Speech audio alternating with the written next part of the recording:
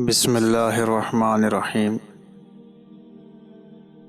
میں ہوں ملک ناصر امان اور آپ دیکھ رہے ہیں المرجان وائس۔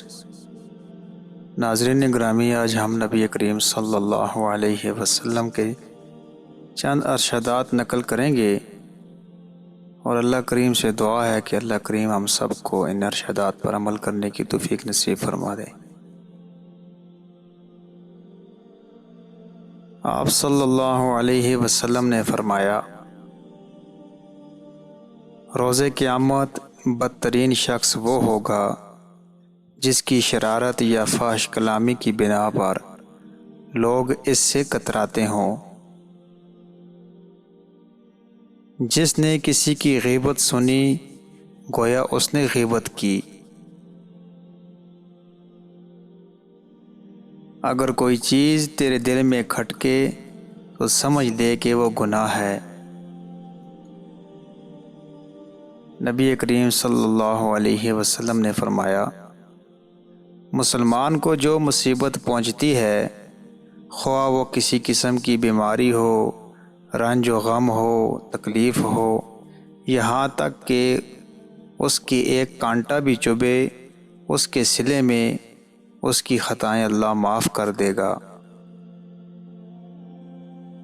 امانت سے رزق بڑھتا ہے اور خیانت سے افلاس آتا ہے۔ اچھا تاجر وہ ہے جو چیز فروخت کر کے اس میں اگر کوئی نقص ہو تو اس پر ظاہر کر دے۔ عبادت کے 70 جز ہیں اور ان میں افضل کسب حلال ہے۔ جو شخص سلام سے پہلے بات کرے اس کا جواب مت دو جب تک کہ وہ سلام نہ کرے۔ جہاں کہیں بھی رہو اللہ تعالیٰ سے ڈرتے رہو۔ نیک عورت دنیا کی سب سے اچھی متاع ہے۔ کوئی بھی مصیبت پڑنے پر ہرگز موت کی تمنا نہ کرو۔